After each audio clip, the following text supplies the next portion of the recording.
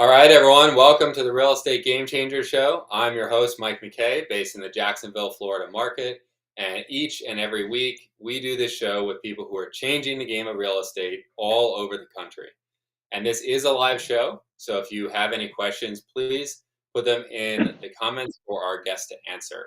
And for anyone in the Jacksonville market or thinking about getting into it, feel free to reach out to us if you need any help. And we are an active, very active buyer in the Jacksonville market. So if you have any deals, please feel free to send them our way as well. This week on the show, we have Kevin Shippee out of Massachusetts. Kevin, welcome to the show. Thanks for having me, and thanks for reminding me that we're live. I'll do my best to be very, very careful about that. Sounds good, man. For the people who don't know you, could you share a little bit about how you got into the real estate business and how that's led you to where you are today? Sure. For the people that don't know me and are confused why it says two guys take on real estate and there's just one of me, well, you're getting the discount version today. I go by Kev the Property Prince online with all you internet people, and my business partner Matt is the Landlord Ninja. He's actually always trying to get on American Ninja Warrior, which is awesome.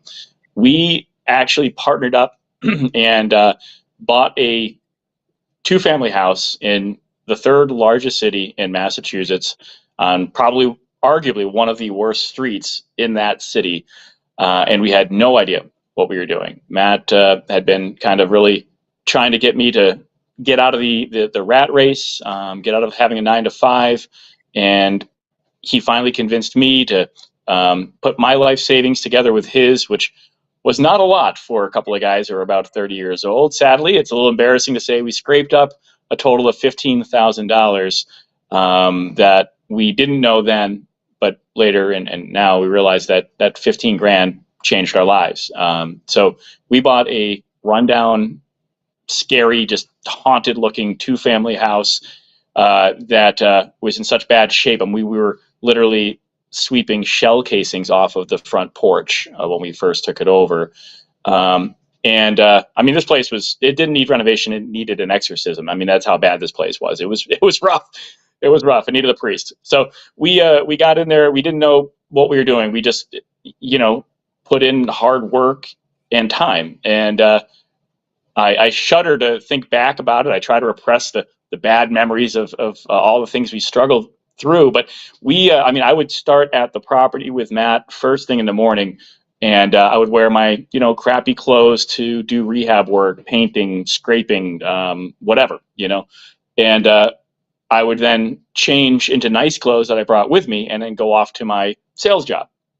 And I would work there all day and come back to the property, change back into my, dirty rehab clothes and work on the property with him, doing whatever we had to do until midnight.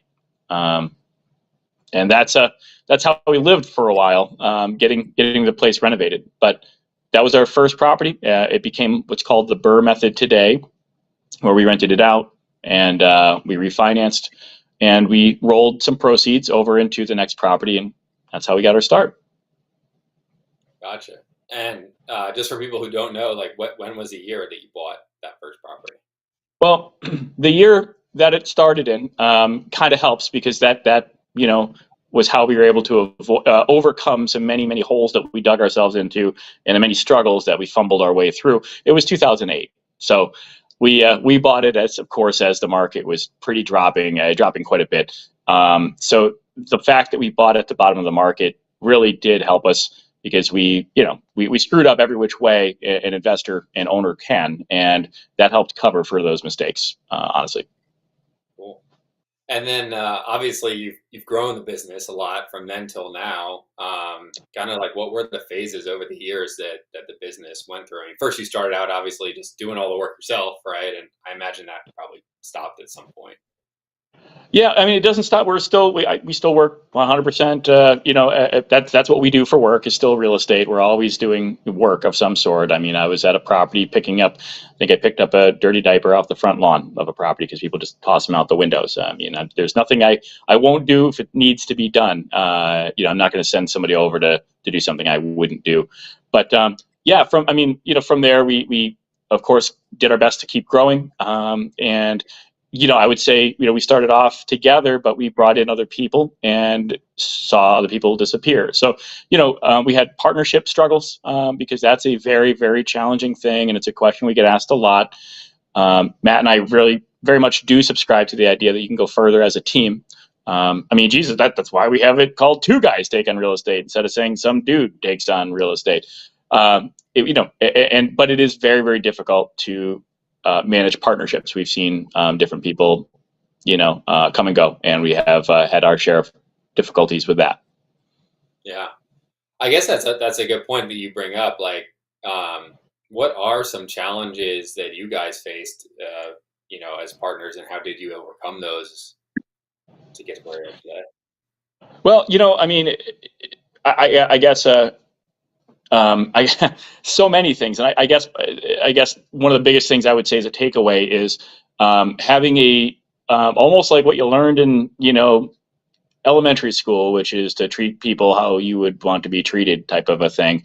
And we still talk about that today, where I'm like, listen, if you had a problem with me, here's how I would hope you would come, talk to me about it. So, we have, in some situations, we have a few partners in some investments that we're in on.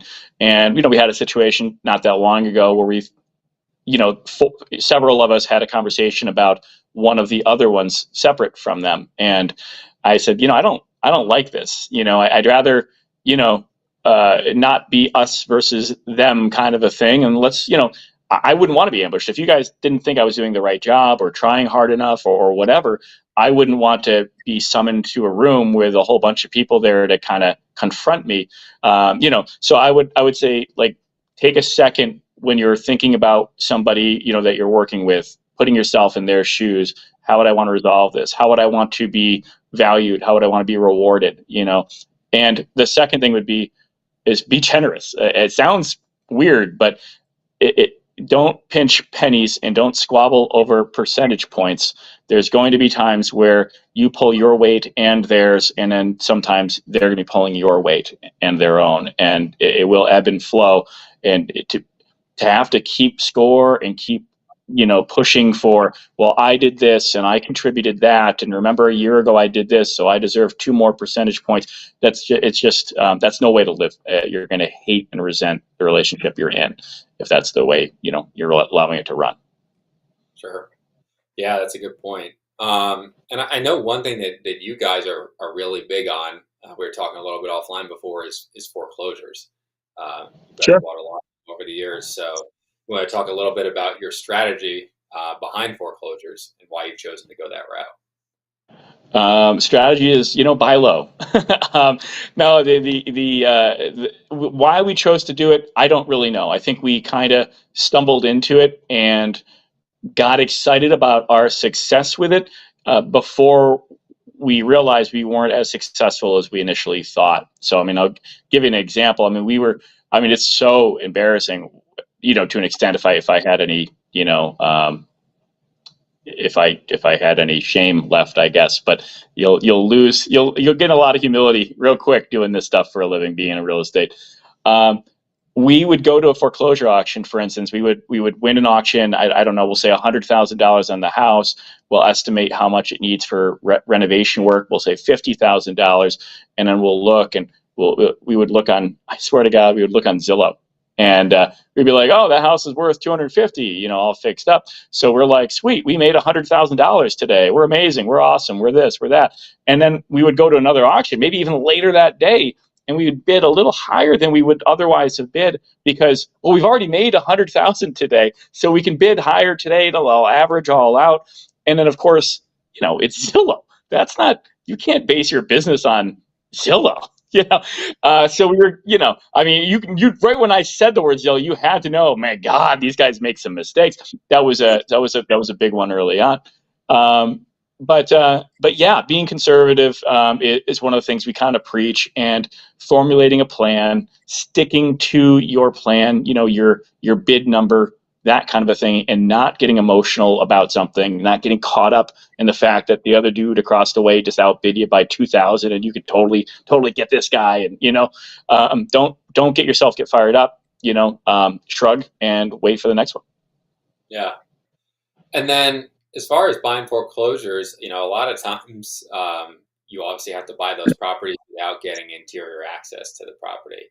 So for people watching, like, how do you even know how much your rehab is going to be at those properties to put into your numbers?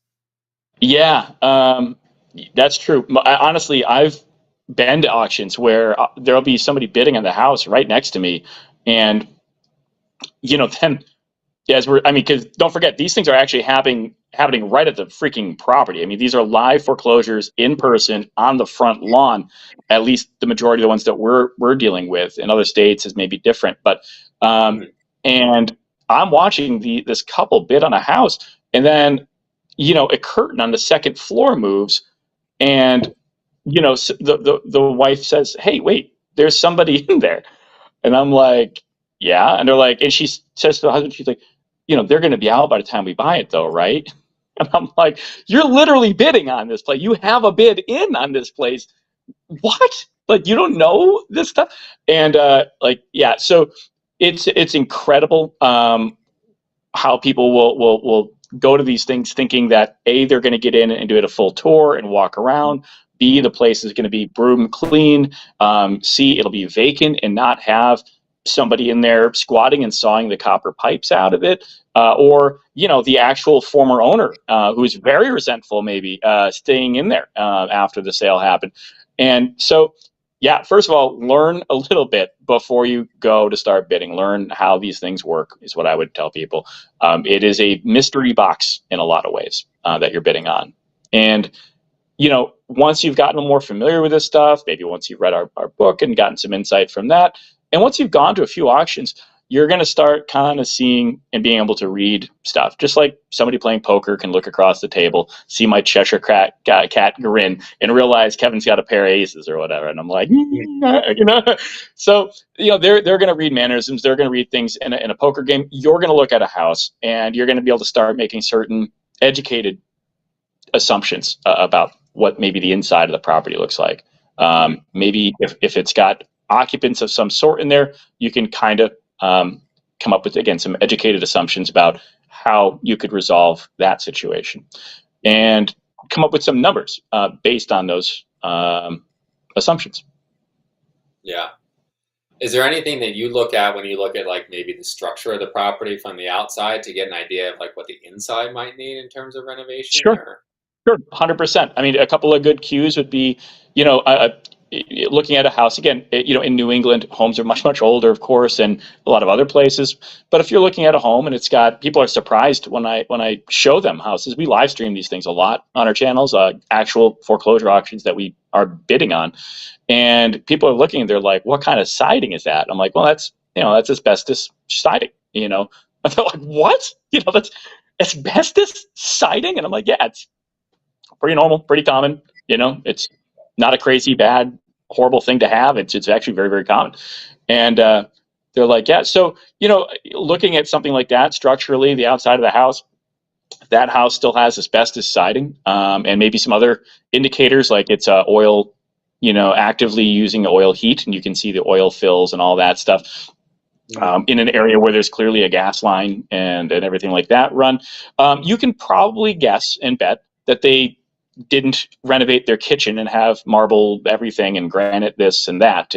So your kitchens probably need to be updated. Your bathrooms probably need to be updated there. You can start guessing that, well, if they really realistically haven't done some of the infrastructure stuff like modernizing the heating system, chances are they didn't do a $10,000 bathroom renovation either. And if you're going to buy this place to flip it, or heck, even if you're going to buy it to rent it, most rental tenants are going to be looking for an updated bathroom that's not got the pink or green tub that was in there back 50, 60, 70 years ago. So that's how, right there at a quick glance, maybe I would say a couple of thoughts about how you can come up with some judgments on the inside. Sure. And then, and I'm not familiar as much how the foreclosures work in Massachusetts, but it sounds like from what you're saying, it's very possible that that there are people in the house once you own it, if you do win that off. Well, yeah, I mean, 100% it's possible. what kind of sucks too, and it's something a lot of people don't really think about, is you're there, on the front lawn, like we talked about, you're bidding on this property, and it's pretty freaking vacant. I mean, maybe you don't know for sure, but like you can kind of know. Maybe you peeped in the windows a bit. I don't know. Maybe you looked around and it seems like, or maybe it's all boarded up, right? Chances are it's not a nice happy family, living there if every window is boarded up and the door is boarded up. I mean, so you have the auction one day and you're out there and on the lawn and you bid and you won and you believe you have a vacant property, but you don't own it that day and you don't get to go into it that day and you don't get to change locks or, actually add security to the property.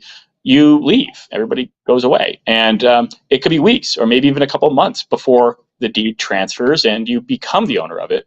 And then you go back to the property, and guess what you find? A whole bunch of people claiming they've lived there their whole lives, and they're not going anywhere. So yeah, if even if you think you're buying a vacant property, you might not be buying a vacant property. Yeah. So it does take sometimes quite a bit of time in Massachusetts for that deed to transfer after the auction. It can. I mean, I think everybody wants it to transfer very, very quickly. So things come up, that delay it though. So we've had some that transferred very fast. We've had some that took. Actually, we had one that had some weird stuff to it, but it took almost a year before we just became the owner. And wow. Guess what? It was a vacant property, and he put tenants in there a week before we became the owner. Wow. Yeah. So now we took over a property that's got brand new tenants in it. Right. And let's say like in a situation like that, right? You thought the property was vacant at closing and you find out later once you own it that either there's squatters or maybe there are tenants in there. I mean, how are you approaching those situations? Well, I guess truly it depends on, what your, I'll say, initial plans to do with the property is. And don't forget, I say initial because you don't always get what you want. And if you buy a house because you want to flip it, that's great and all, but maybe you just walked into a situation where you have bona fide tenants with a 2-year lease. You bought yourself a rental. I'm sorry, you didn't buy a flip, and you got to now pivot to that probably. So yeah, I mean, you can do it. You can do a few things. First of all, everybody, if you can get a conversation going, everything's negotiable, right? So knock on the door, have a conversation. Oh, okay, so they're a tenant that lives there. They moved in a month before you bought it. Okay, maybe they don't. Maybe they'll take some money and leave. You can buy out their lease if that's worth it to you. Maybe you were going to make a good amount of money on a flip, and maybe you're going to make 40, 50 grand, and you're going to be, having to make 45 instead of 50. I mean, give 5 to them, say, hey, sorry about that. You've only lived here for 4 weeks. You didn't even hang curtains yet. Here's $5,000, to relocate. You can't force the issue maybe, but you could incentivize it. Sure. And, you got to really be open to pivoting your plan, and then having the ability to, talk to people, get a conversation going and see if you can come up with some reasonable terms or whatever to get what would work for everybody. Sure. And then, like, what are some other mistakes that you see people make when they are buying foreclosure properties or bidding at the auction? I mean, honestly, I would say buying something that's they know that it's occupied and overpaying. I would say, really significant. Either don't do it because it can be a backbreaking problem for you if that's your first or second property. I mean, if you have a real estate portfolio and you've got millions of dollars in properties and you buy one that then gets tied up and you can't do much with it because it's got an occupant in it, it's not going to put you out of business. It's going to annoy you, but an annoyance is not that bad. But yeah, I mean, if this is like a big deal to you and it's a huge thing that you're doing and you're buying this property and you're psyched to make it happen, don't do something that's occupied. Pay a little bit more for something that you can get verified as vacant, and don't take that risk on. Let some other idiot like me take, because I can take the hit if it goes badly, and I can do what I need to do to try to finesse my way through it so that it doesn't go badly. That's how I'll make my money on the property, is by eliminating that kind of risk and then selling it to somebody who can't afford to take that kind of risk on and have it go wrong. Gotcha. So talk a little bit about that. Does that mean you're kind of solving that problem and then selling it to another investor sometimes before Sure. renovating it, or is Oh, that kind of 100%. Oh yeah, we okay? do that a lot. Yep. So we'll buy a property at a foreclosure auction, and we will often we'll have it basically sold as we're closing on it. Or we have people lined up waiting for property for us to get them a deal. Maybe they're a contractor maybe, and they're looking to do their next rehab project, and they're literally calling us and saying, "Hey, do you have anything else? Do you have anything coming up? I'm waiting. My guys are ready to go." And what we'll do is we'll take on, like you said, we'll minimize all the risk. We'll get the property; it'll be in our name, but we'll get it trashed out so it's nice and empty. These guys now can do a full tour of the property. They can do all the due diligence they want, and we'll have it vacant for them. So they'll know what they're buying. The mystery box issue is off the table for them, and they can negotiate a price that works for them, so that they're going to make the profit numbers that they feel comfortable making. Otherwise, they wouldn't buy it, of course. And we've taken all the variables out of the equation for them. And for that, hopefully, we did really, really well for ourselves. And that's how we'll make our money, is by rolling the dice and betting on ourselves that we analyzed and made some good assumptive decisions. B, maybe we've resolved some issues. Maybe that property, and we've had everything. I mean, we found everything. We had one that had an underground oil tank. I mean, that could be a deal breaker for anybody. And we've stumbled our way through this stuff. And most of the time, almost all the time, we're able to come out without huge losses. There's a great example of one in the book that I'm not going to talk about because it'll just make me very, very sad, which was a devastatingly big loss. But this is the kind of stuff we do, is to help people avoid risky situations. And for that, they pay more than what we would have paid at auction. Sure. And for people who have not lived in the Northeast at some point in their life, they're probably really confused because you said the words underground oil tank, which isn't something that happens in Florida. So could you just share, like, I know because I'm from up here, but Yep. People who don't know, like, what is that and why is it so risky? Yeah, so I mean, it's crazy. I think a lot of people know about lead paint and asbestos, but a lot of people don't think much about heating systems. And in this case, many homes have heating systems that run on oil, or used to have heating systems that run on oil, and that's often the key thing here.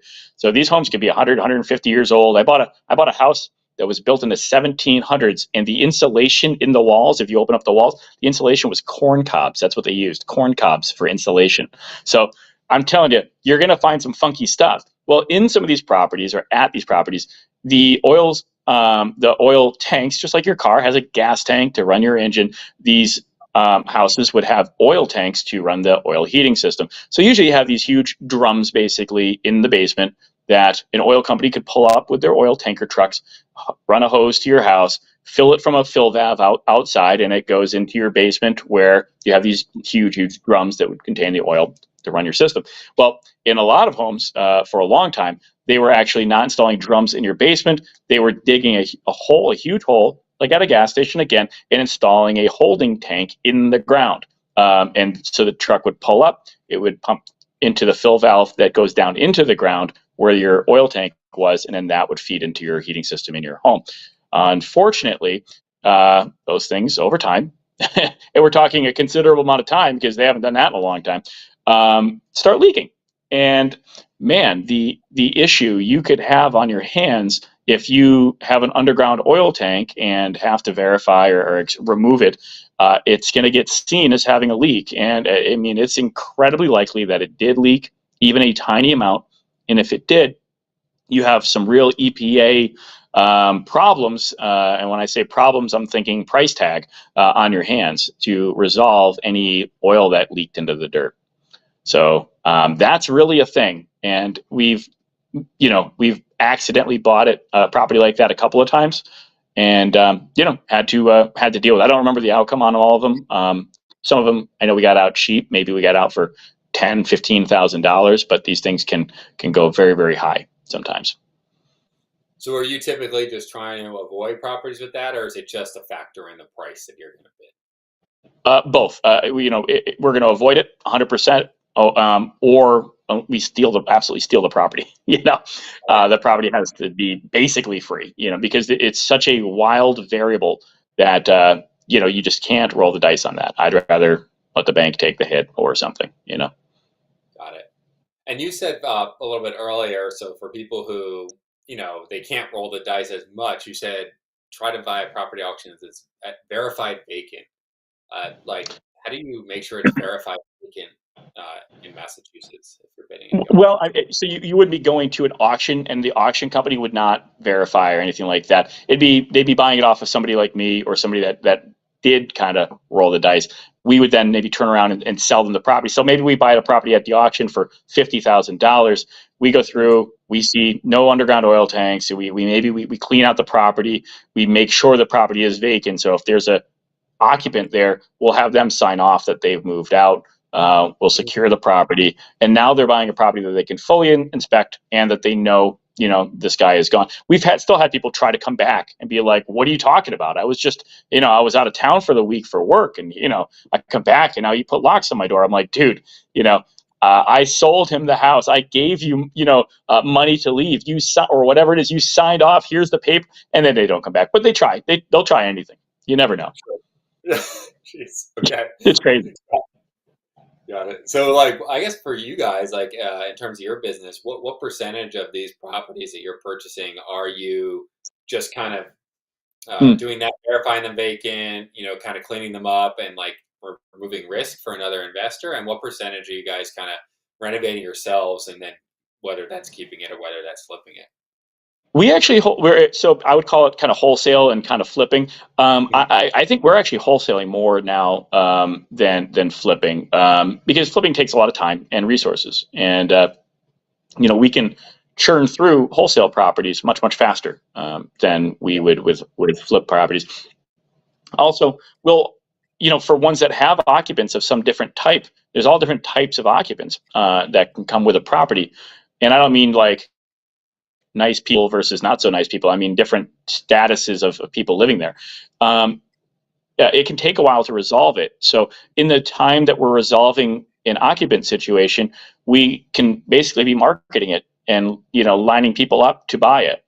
So we'll basically say, listen, this property is not available right now. We're still working on it, which is maybe me working on getting the place empty, and we should have it available for you in September, and now we can get this person, they can maybe do an inspection, or they can do a walk around the property. If it's a multi-unit property, they can see all but one unit, the occupied one, and we've got it all lined up for these guys to be moved out, whatever the deal is, and then we can have it sold. So we can do some of the sales work, but you're not going to do that with a flip. You can't sell it in advance on a flip because you got to do a lot of renovation. So this, for occupied stuff, it's way easier for us to do it as a wholesale property. Yeah, gotcha. And how wide of an area are you guys targeting in Massachusetts to make sure that you have enough inventory? Oh, we're coming to Connecticut too, so watch out. I'm going to be there competing against you. No, well, you're in Florida, that's true. Yeah, so really, we do most of our stuff is in the western side of the state, so like Western Massachusetts. And I mean, it's in terms of area, it's a very large chunk of area, but there's a lot of ruralness to it as well, which is honestly kind of awesome for us because there's not a lot of competition necessarily. For the people that are like oddly critical, they just don't fully understand how the stuff works. That investors like me, for instance, and you are out just driving up home prices because we're buying all this other stuff, and homeowners can't compete with us. So regular mom and pop people that want to buy a home to live in are getting priced out by us. It's actually quite the opposite. Investors always pay significantly lower amounts of money on these things. So I've never had a homeowner show up to an auction and bid less than us. They always would vastly outbid us. But what I'm trying to say as well is they're not showing up to these things. It's literally the same several investors for the most part that for a huge chunk of our state are, going to these auctions and deciding if they're interested or not, if it fits their criteria or not. So yeah, it's interesting, but it's like the same several people that are out doing this stuff, and it's not homeowners and such looking to do it, no matter where I go in this end of the state. Yeah.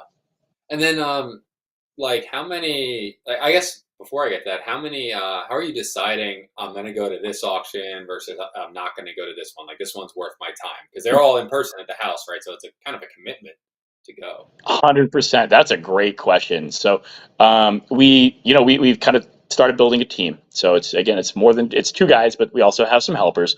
So Matt and I, but otherwise, Matt and I would go to as many of the auctions as reasonably we could.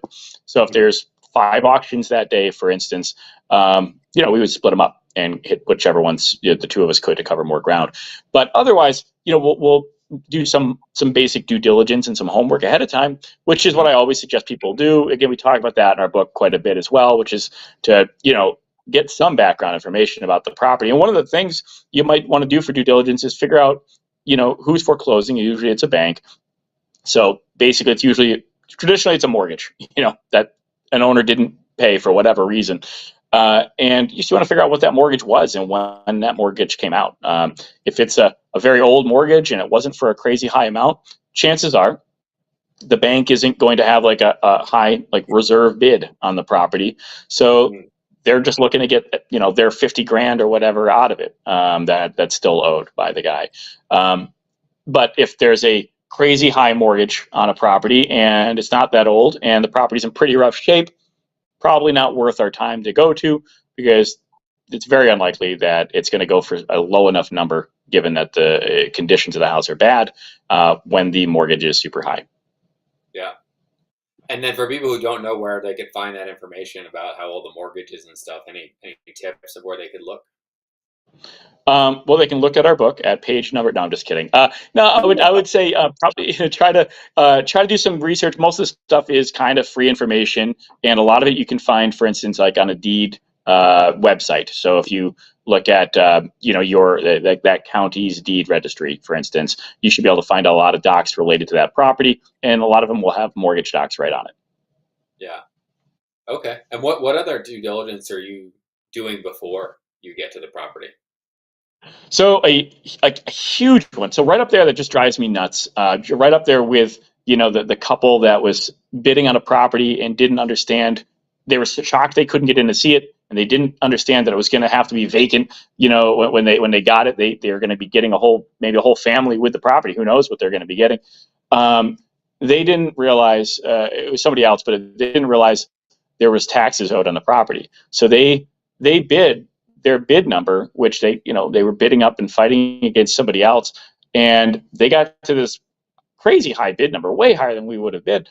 But the other thing is our bid number factored in the fact that there were like 20 grand of taxes that were unpaid and municipal fees that were unpaid in this house. And we all know these have to get paid right where we live. Taxes are a thing, right? I'm in Massachusetts. They have a so yeah. So these guys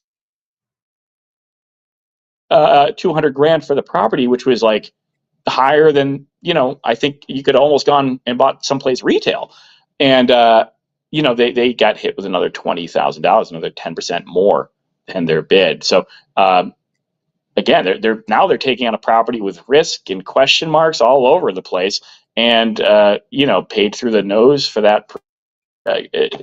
Not a good thing to do on your what seemed to be like their first purchase. Sure. I guarantee So, with a purchase like that, making a second one anytime soon. right. So outside of checking like, the taxes, is there any other due diligence items that you recommend? Yeah, I mean taxes, but other municipal fees too. Water and sewer bills can get high. Again, Northeast, right? We have incredibly cold winters sometimes, or a thing, and water bills can get crazy high, and they're not usually included with city fees, city taxes and stuff. So water bills are its own separate category. If it's a rental property, I mean, I've had tenants that have had $600 in a month because they have a leaky toilet, with the jig that nobody reports to their landlord. Uh,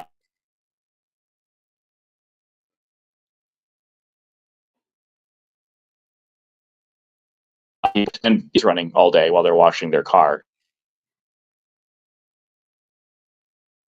Using more for 2 years in some areas, that could be thousands more on top of your bid number.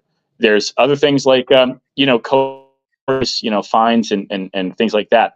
A lot of times a house that's going into foreclosure, these guys weren't paying their mortgage. They probably weren't paying their landscaper either. And they're probably getting fined by the city for uncut grass and all sorts of crazy stuff, trash bills and fees. And then, of course, my favorite is a lot of people don't take into account that there may be an auctioneer, the auction company, having a premium to the buyer. So it's 1% of the sale price, for instance, could be all of a sudden another fee you didn't plan on. So if you're coming up with like your max bid, you need to know all these other things that are going to jump your overall price, and you got to back that out ahead of time before you get all caught up in the fury of bidding.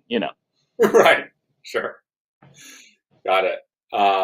And are auctions like you're pretty much your guys' main source, or do you guys acquire properties in other ways?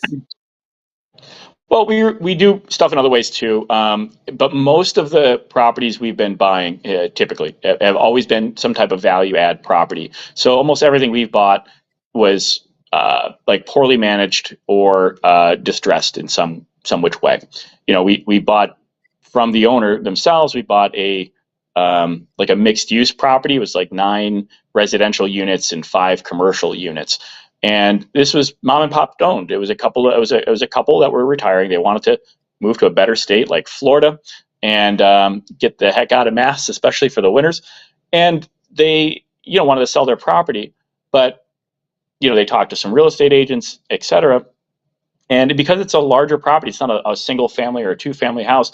They evaluate the value of the property a lot of times based on its production, what kind of revenue it brings in. The property itself is a business. So they were looking at, for leases and rent rolls and everything. And when, they kind of evaluated everything, they see that, the tenants, there was a single family house on the property. It was actually in the parking lot. A single family house was built there. Weird thing. But a 3-bedroom single family house in Massachusetts last year or so was renting for $600 to them with no lease. So they were renting out. I mean, I don't know anywhere in the country a single family home, that a 3-bedroom single family rents for $600. So it was horribly underperforming. And the thing is, it was a short-term rental. They didn't have a lease, a contract. They didn't have a phone number associated to the tenant. And, they would just go knock on the dude's door, take cash from him. Oh, I'll get you next week. Okay, fine. And when we met them, they told us, well, we're actually moving out in a week. We're buying our own house. I said, well, you definitely had the ability to save up for a while. That's for sure. But all their commercial businesses weren't, no leases, actually most of them weren't leased. They just rented and paid by the month, under market pricing. Everything in the apartments was, apartment grade, handyman installed, and it was all work done by the husband, just kind of going to Home Depot, putting stuff together. And so the property went, had a very, very low value to it because it didn't have, it worked, but not well. So we were able to buy that as an underperforming asset, and with value add, getting everything straightened out, getting the apartments updated, re-renting businesses that were closing down or leaving. One lady was retiring, and kind of repositioning that property. That property is going to, quite literally double in the value from what we purchased it. So that's a great way to do it. Is find properties that don't perform and then run them like the business that you're buying them for. Yeah. Yeah, no, that makes a lot of sense. And I know we were talking a little bit offline that, one thing you want to talk about is property management. Something I bet is kind of challenging, I would think, in Massachusetts. So you want to expand a little bit on that topic? Well, I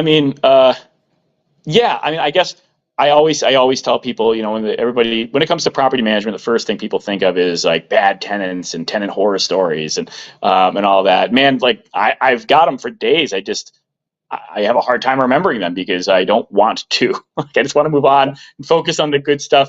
And it's funny because bad tenants and bad tenant stories, That's what people talk about. When you go to Dunkin' Donuts, you get a coffee and, it's fine. You don't tell anybody, but when you go to Dunkin' Donuts and then you go to your office, and you go to drink your coffee and you're like, man, these idiots can't even get a simple coffee order right. They want $15 an hour. They can't even put cream in my black coffee, just ridiculous. Da, da, da. You only talk about the train wrecks. You never just talk about, like, take a sip and be like, hey, lady at the place did everything good, cool. Like, you don't, it doesn't come up. So everybody gets this weird thing that tenants are all bad, tenants are terrible, tenants aren't even human, that kind of crap. And that's not the case at all. We've had so many good customers, and I actually call them customers because that's also the way I look at it. I'm a business owner. I'm providing them a requested service that I expect them to compensate me for. It's a business transaction like anything else, and I want to keep good customers.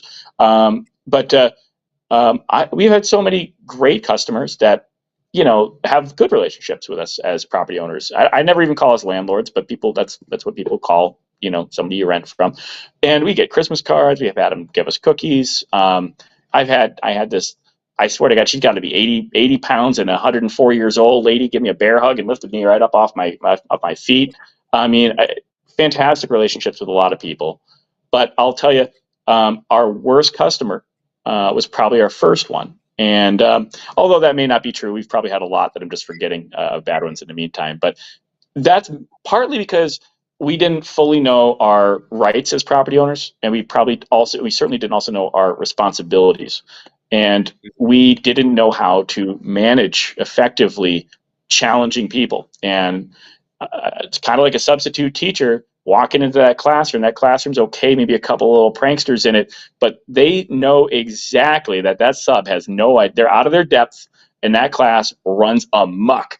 And so you gotta blame the sub a little bit for not being able to do their job effectively. And so I like to say, and take some accountability for it, that if you have a really terrible tenant situation, obviously it's on them, right? If they're doing something wrong, they're doing something wrong, whatever. But, in a lot of cases, you got to look at where you allowed and created that monster, or allowed that monster to be as bad as it was. But yeah, every time I say I've seen it all, it's like I don't say it anymore because literally the phone rings like right after I say it. I'm like, crap, something new. What are some things that you do now, like, I guess, lessons you've learned over the years that allow you to be a much more effective property manager today? 100%. I guess, to dumb it down into like one simple soundbite, being a very setting expectations and being very firm and very fair with your relationship with your tenants or your customers. I'll walk a property. For instance, there's a property I go to a lot because we have a more challenging demographic of people there. And I walk the back porches. It's a 16-unit property, and a lot of folks have the habit of taking their kitchen trash and just putting it right out behind their kitchen door in the common area of their rear porches. And so when I see something like that, I say something. I'll knock on the door, or if I catch them outside, I'll have a conversation with them. And my first attempt is to coach them and basically say, hey, listen, here's what you're doing wrong. You're leaving your trash outside, in a common area. And I'll tell them why it's not okay, why it's unacceptable. This is going to create a pest problem. Look, you can already see that animals have been tearing into your bag. You're going to have bugs. You're going to have mice. And that's not fair to your neighbors because they're also going to have to suffer a pest issue because of that. Or people shouldn't have to step over your bags of trash to get into their home. And then tell them what you expect next, or how you expect the future to go. Listen, obviously, whatever they respond to, they'll give you two responses. One's like, oh, it was my kid. I told him to take the trash out. That lazy little, guy. I'll, don't worry, it won't happen again.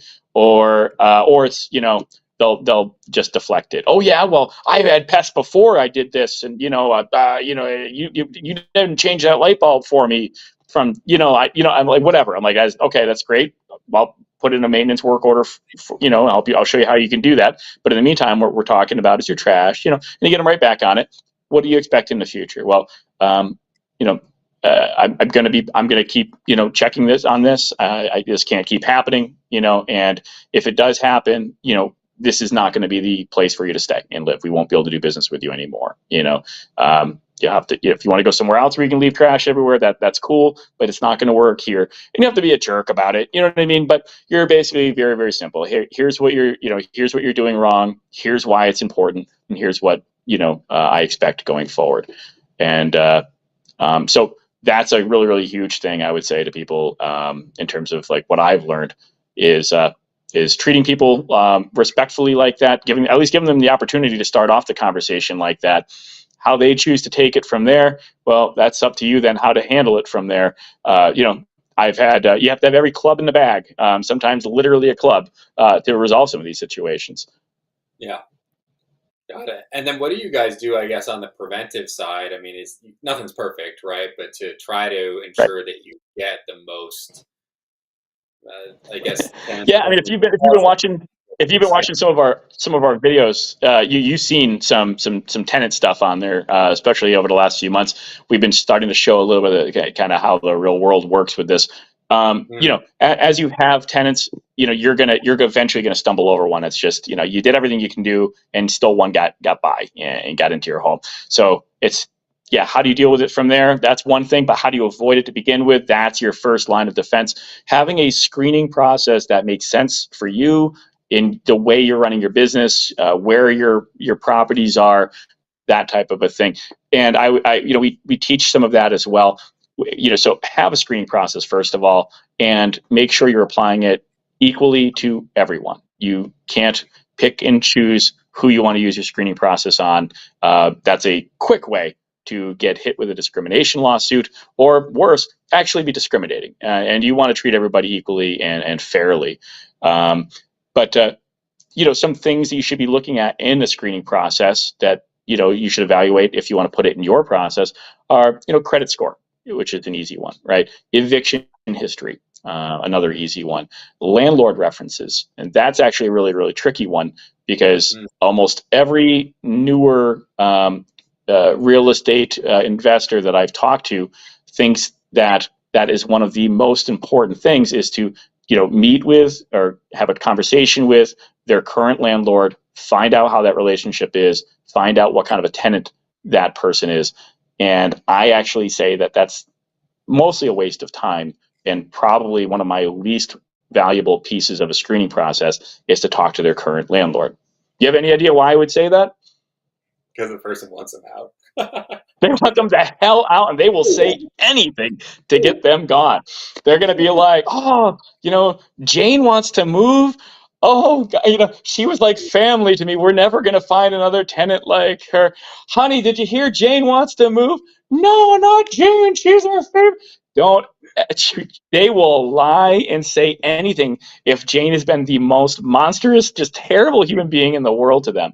So, yeah, and honestly, it works the other way too. Jane could be an amazing tenant, and these people are going to not want to lose a very valuable customer to them. So they're going to start undermining. Oh, wow, gosh, she's looking to move. Well, I mean, the best of luck to you. I don't want to get in the middle of anything. I don't want to put her business out there, but just keep a good eye on her if you're going to move her in. Yeah. So I mean, they'll say negative things to keep a good tenant sometimes. And I had to learn early on that I'm not going to do that. I won't do that to people because these bad tenants will leave my property and they'll go to my friend. I mean, I become friends with other people that are in real estate, of course, and I don't want them to leave my property and go to move to Florida and live in one of yours, and then have to face you, the next time we talk and be like, oh, sorry about that. Really? She was bad, huh? Who knew, So yeah, instead, if you want to do a landlord reference, the valuable landlord reference is the previous landlord, not their current one. That one has no bias and no reason to lie. They will probably tell you, if you can still reach them, they'll tell you the straight answers on this tenant. Got it. So credit score, don't trust the last landlord reference with the previous one. Anything else that you guys look into in your screening process? We definitely evaluate eviction history more. So again, free information, free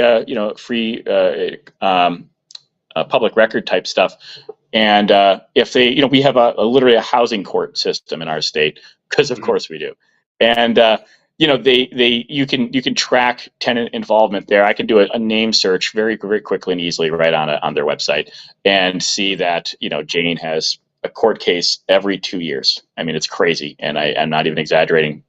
I'll look people up, they'll have 10 court cases. Like, you shouldn't have ever even gotten a notice to quit for being 2 weeks late on your rent. Never mind be in court every effing year to the point where that each bailiff, like, that's crazy.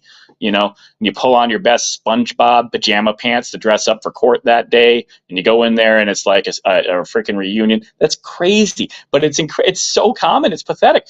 So that will be a gold mine of information for you. And I'll still take somebody that has been evicted. I will absolutely do that, because I've made mistakes. I don't think anybody, is going to sit there and say they've never screwed up. They've never had life hit them.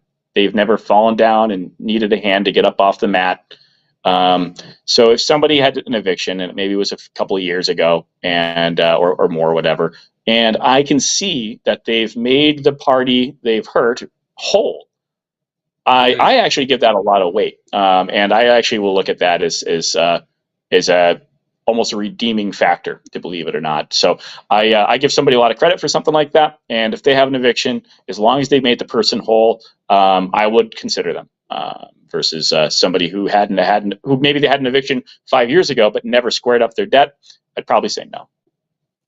And is that something that you just look at on the public records as well in Sure. Massachusetts? Yep. Costs you nothing. Yeah. Got it. And then for you guys, what made you decide to handle your property management in-house as opposed to hiring a third party to do that for you? Really simple. We were broke as hell. So that was a big part of it. And we didn't really, there wasn't somebody in the area that we felt we could trust to run our properties and run our business. And we couldn't afford it anyway, even if there was. So we, basically started it out of our cars. My dad let me borrow his pickup truck. Matt was driving that around.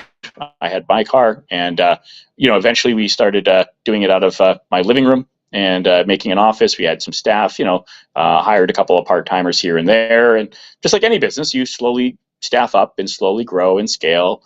And then, eventually started systemizing things where the one thing we didn't take is really good advice from a large landlord at the time, that we tell people now we wish we had taken, was to have some kind of management software, right from the beginning, so that you can handle more things anyway and not lose a lot of loose ends.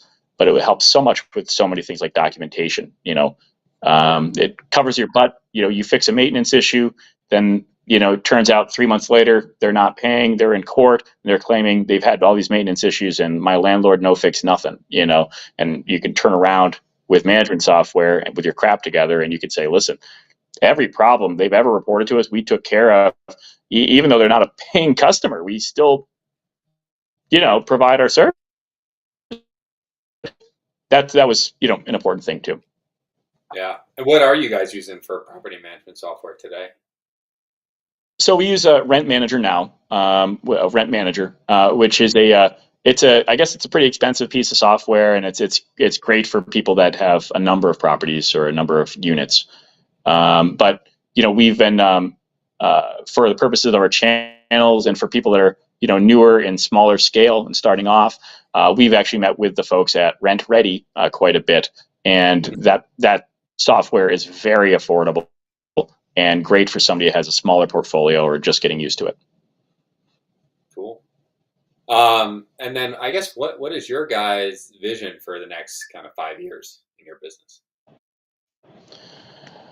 I'd love to take a vacation. I'm not sure beyond that. No, so our thoughts are, and what we're starting to do now is we are pivoting a little bit, repositioning some of our portfolio. We're letting go of some of our more challenging properties. I think the polite way that people call them is in the business is C and D class properties. And we've been learning and getting into more commercial. And we're able to actually share with a lot of our followers our experience with commercial stuff. And by the way, our first real commercial property we bought on live stream. I think we were live streaming on TikTok on that day at a foreclosure auction for over $2 million. It was a crazy, crazy live stream. So yeah, so we're doing that stuff now. Cool. Tell me about that deal, that commercial property. Yeah, well, I mean, it was a really bizarre little shopping plaza. The plaza's fine. The ownership of it was what was bizarre, and it was this people that kind of kept operating more or less in the gray area of law with financing and lending and getting loans for their stuff. But they also just really mom and popped it and duct taped everything they could at the property, to keep it going and keep the lights on, quite literally. So, I mean, heating systems were on their last legs. It was not great. It had every piece of maintenance that could be deferred was long deferred. And they just kept squeezing whatever they could out of the tenants and out of, bank mortgages and refinances as well. And then just didn't pay anybody and let it get foreclosed on. That's the strategy. It's a way to do it, I guess. I'm sure it worked for them for a while. If you don't mind, I don't know, right? I mean, I guess that's a way to go. But yeah, so that was it's been taking us a lot longer than we planned or had hoped to reposition the property. But again, it's a value add, basically a distressed asset, mismanaged asset. And so we're working on releasing new tenants into it. We finally, it took us forever, but we finally did come to terms with a very large couple commercial tenants for the property. And the upper level of it used to have like office suites, but instead of that, now it's just one master lease to a some kind of a corporate place that's like a beauty place type of thing. Which clearly I'm in need of going to, so maybe I'll be their number one customer. I'll be like, I'm not only a customer, I'm also their landlord. I don't know. So yeah, so I mean, we've been really working hard on that one, and we're finally making some cosmetic improvements to the property too. So now all the people in the area and the tenants there actually see the money we're investing, because nobody sees the roof getting, being like, oh, you spent $100,000. I don't see it anywhere. There's still cracks in the sidewalk, and. So we're getting all the cosmetic stuff worked on now, and it's really exciting, because even for us, it's frustrating to own something, put money into it, and not visually see something to appreciate. Sure. And what made you decide to kind of go that route of like selling off kind of some of your C&D rentals and then kind of moving into that commercial realm? The freaking people involved. I mean, we talked about bad tenants, right? I mean, you do that for 15 years and see how much longer you want to do it. Are you kidding me? There's only so many times you can dodge, projectiles from something that goes bang bang in the streets before you're like, okay, we need to start changing up our philosophy. No, yeah, but no, that's part of it. Yeah. So the inconsistency, also just the laws in a state like Massachusetts are, so bizarrely and perversely out of whack that there's just, you can't have an appreciation. People can say it as much as they want, but you can't have an appreciation of how disgusting they are until you've actually done business here. It's so in favor of tenants. It's like nothing you could imagine. And, when you have people that are at a rental balance that's 10 months worth of unpaid rent, and they'll still, create a maintenance issue, like they'll break a window, they'll do this, they'll do that, and expect and demand that you handle it and resolve it like on the spot within 30 minutes, or else they're trying to get the place condemned. I mean, it's crazy to think that they would expect such a high level of customer service for people that aren't paying customers by a stretch. It's not, so there's so much risk that comes with that. It just doesn't make a lot of sense to want to continue doing it when the laws change so much that it makes it like, boy, we have, I don't know, 10 units and we have, $50,000 of unpaid rent on those 10 units. Like, why? Why wouldn't we want to go buy a property that's got a Starbucks? Starbucks is going to pay, their rent. This isn't something you should be doing. Like, this is crazy. So, yeah, to an extent, that's, or we have properties that we keep moving people into. They're qualified. They have, back to screening, income requirements. We have a household to move in. Our income requirement, for instance, is that the household has 3 times the monthly rent coming in. So if the rent's $1,000, the household has at least $3,000. They'll move in and then they'll immediately not have money for us, and we're like, what the heck? And we'll have the same things. We'll finally, get through that. Maybe it'll be a year later. We'll move in another household, or maybe we'll get them limping along. They'll pay, they'll get current, they'll get caught up, whatever. They're back to having a balance, but eventually, they'll leave. They'll owe 10 grand, and we finally get the place back. We have to do a heavy duty renovation because the place got destroyed, and we move in another household again, and the same process continues. We have some properties that are like just cursed like that. It's crazy, but they pass the screening process. They don't have evictions. They definitely have more than enough income. I mean, a lot of people are paying 50% of their income for their housing needs. We're talking about people that are at 30% or below goes to their housing needs. That should be very financially stable. You shouldn't immediately and chronically have financial issues with this household, but you do. So it's a no-brainer incentive to want to get into a different type of real estate. Sure, definitely. And with your existing residential stuff, have you noticed like a change in demand in renters in your area, kind of since the economy has shifted, or has things kind of remained fairly stable for you? I mean, I'd say fairly stable and similar. Prices, like everything else in our country, have obviously gone up. But more and more, especially in the last few years, in this area, people are utilizing state money and state assistance funds. So they'll move in with the states and basically taxpayer money going towards their first, their last, and their security. And they can basically the fund that they would be eligible for was basically $10,000 in rental assistance money every year. So they would move in with first, last, security paid, and they'd be told by the agency that if they needed it, they could reapply and get up to $7,000, we'll say, remaining left if they run into a life event or something that goes wrong. But to get that money, they have to be in the hole. So they would move in with first, last, security paid for them, and then they would be like, oh gosh, fell on hard times, and not pay for the next 7 months, assuming the rent's $1,000 a month.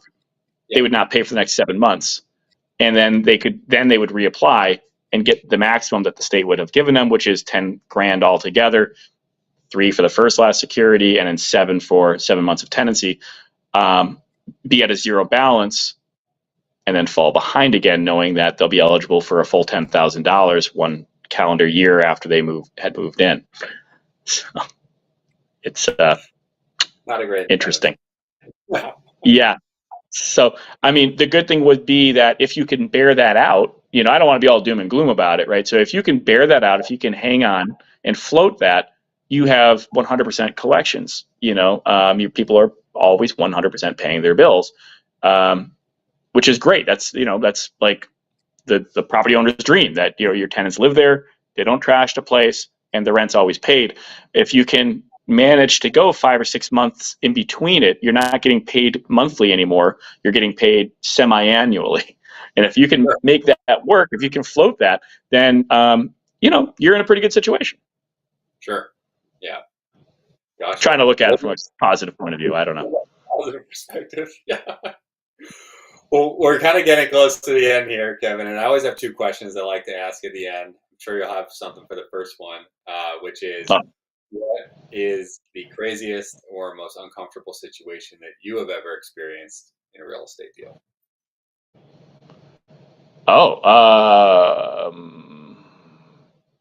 Okay. Well, I can give you one that's foreclosure related, that is ongoing right now. So it's not concluded yet. And I actually started talking about this on another podcast, but things keep happening. This is an ongoing thing. So this didn't make it into the book. In the book we do have scenarios of things, that real life examples of things that we've dealt with. But this one happened after the book was already written. And so this was a pretty crazy situation, which I've never had happen, where we bought a duplex. I'll try to give you a straight punch stuff. We bought a 2-family house at a foreclosure auction, and at the auction, the property was basically, we could clearly see that it was half occupied. Left side unit vacant, right side unit occupied. Right side unit occupants come out at the auction and threaten violence upon anybody who would be dumb enough to buy this property. So of course, yours truly was dumb enough to buy this property. We then, have to wait for it to deed to transfer and for us to close on it, and it did. And so, of course, they send me over to go talk to the nice fella who, had already set the expectation about how I'm going to be treated when I go knock on his door. So I show up and I'm like, "Hiya, folks, get the hell out," But how do you say that? So I get there, and he wasn't all super aggressive. And, I went with my normal spiel of, trying to find out who he was and what his plans were. And he clearly knew the place was sold at this point. And, and he wasn't the former owner, as we kind of thought he was. Instead, it was his mother's duplex. She had passed away years prior. Once she died, he basically moved into her apartment and just squatted there until the bank forced a sale and sold it. She hadn't been paying the mortgage. She actually passed away. Obviously, nobody's paying it after she died. Kind of squatted in the home until the bank had the foreclosure. A couple months had gone by since the auction. I went and met where I got this information. The unit was still vacant, and I said, "Okay, listen, here's what we're going to do." He tells me, "Listen, I can't really talk more. My wife, we're having twins, and either we have to go to the hospital on Monday, and this is Friday." And I said, "Listen, no problem. Focus on your life stuff. That you and I need to talk about is that time sensitive. Have a healthy, safe birth of your family. We will talk more next week. Not a big deal after you did all that. But all I want to let you know is what we'll be doing when we do talk is we'll want to do a safety inspection. We want to make sure the place has smoke detectors, doesn't have a gas leak. We're liable for the property now." He said, "Well, we're fighting the foreclosure. It's my mother's house. We're not leaving. We're keeping it in the family." I said, "Okay, look, let's not get stressed out. Focus on your family, and you're about to give birth to your family. We'll talk next week. At the very least, I'm sure there's nothing wrong with us making sure that you have smoke detectors up, right? We can all agree with that. That's probably safe, right?" Okay, fine. I leave. We come back a week later, and we go into the vacant unit before we go into his. We go to the vacant unit to go do our safety inspection. And some lady's like, "Who the hell are you?" And our maintenance guy that we sent over to do the locks and smoke detectors and stuff, he's like, "I'm from the management company." And she's like, "I don't know. This is supposed to be vacant." She's like, "I don't know what you're talking about, but if you want, my landlord lives next door. You can just go talk to him." This dude rented out the vacant apartment, and he hustled some random people from like Facebook for $1,250 right after he knew we owned the property. Could not believe it. And the place, they didn't even have a doorknob on the place. They had to go to the Home Depot, get their own door locks and doorknobs. They had no smoke detectors. The place hadn't been cleaned out from whoever else had lived there. And these people had no idea. They're swearing up and down that this guy is the landlord. And I'm like, I'm showing him a deed. Of course, I had to go over. So I go over, I start talking to him, I show him a deed, I get everything figured out. But unbelievable. So needless to say, we clearly got this guy in court very, very quickly. And initially, so he gets into court, and we had to set up another day to come back. And he tells the judge, this is 2 weeks now after this happened. He tells the judge, "Judge, that doesn't work for me because we had to." Oh, sorry. I'm sorry. I'm screwing this up, and it's my favorite part of the story, and I'm screwing this all up. So we were to get this guy in court because obviously he was doing some crazy stuff like this, and we had a court date. He missed it. Why did he miss it? Because they were having an emergency C-section for his wife. We're like, "Oh, okay, valid. We'll come back in a week." So we scheduled to come back in a week. He couldn't appear, so he appeared on Zoom because they both have corona. And we set another court date, and he had to he's like, "Well, how about Wednesday?" He's like, "Oh, Judge, we can't do that because I'm having an emergency C-section for my wife." I met him on April 15th. We're now in mid-May, and he's supposed to have given birth the day after I met him. not him, the wife. And now they've had 2 emergency C-sections that he's claiming are scheduled. We just had him in for his eviction hearing because we're finally throwing this guy out. It's August right now. He couldn't make it to the hearing. He emails our lawyer the day of the hearing. Guess where they were? They were in the hospital giving birth. It's like, who's buying this stuff? This guy's just, I mean, literally, he's fraudulently renting out apartments. They've had, I don't know how many scheduled and emergency C-sections. They're always having corona, and now they're in the hospital giving birth 4 months, I think, after they originally were giving. It's crazy. I guarantee if you see me next month, you're going to be finding out that they still haven't had these phantom kids. It's the craziest thing in the world. But that's an unusual one for you. That is an unusual one. Cool, man. Well, the second question I always like to ask is for the newer people on the show. If you could go back in time, give yourself a piece of advice when you were buying that first property, knowing what you know now, what would you tell yourself? Well, one, knowing what I know now, one, I would say, don't get too excited. That this is a path to success, but it's not going to be a success next weekend. It's going to take a little bit of time, and it's going to take more hard work and sacrifice than you probably originally expected. And success is going to be different than what you think it is now. So when I first started, I'm thinking success as, wow, I guess pretty much what you've got going on, right? I'd be living in sunny South Florida with a whole lot of eye candy over my shoulder instead of, being in Massachusetts still. But success now is having, contractors and staff and having created jobs, taken distressed, blighted property in my native home state and turned it around. Success is paying an incredible amount of payroll, tax revenue, and things like this that do really help our communities, fund our schools, fund our police departments, fix our highways. Wait, they don't really fix the highways, but otherwise, adds a tremendous value. And then that's actually success. It's not I don't have a Lamborghini, yet. I don't have it yet, but we're working on it. You'll see someday.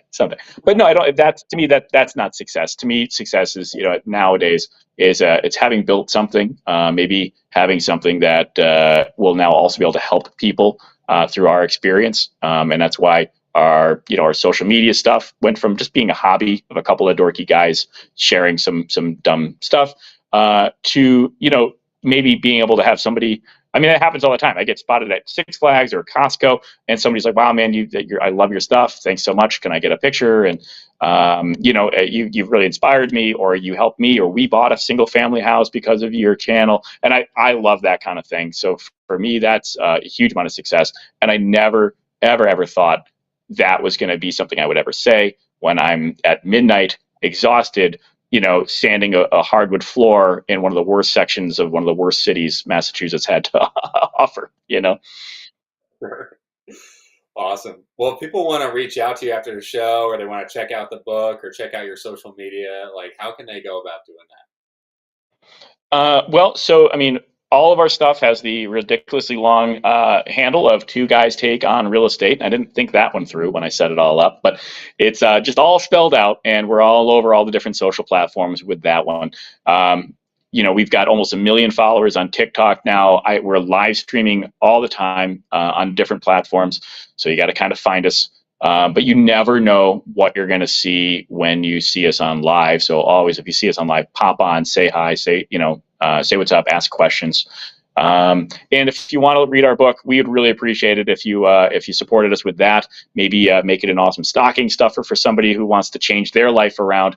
And if you do grab our copy of our book, which is called Foreclosures Unlocked, and I don't know if you mentioned it, but because Matt and I we can't do anything like freaking normal human beings, we had to write a book that was a choose your own adventure, because we could just not write a book that was just straightforward through. So we had to be different, because that's the way we do things.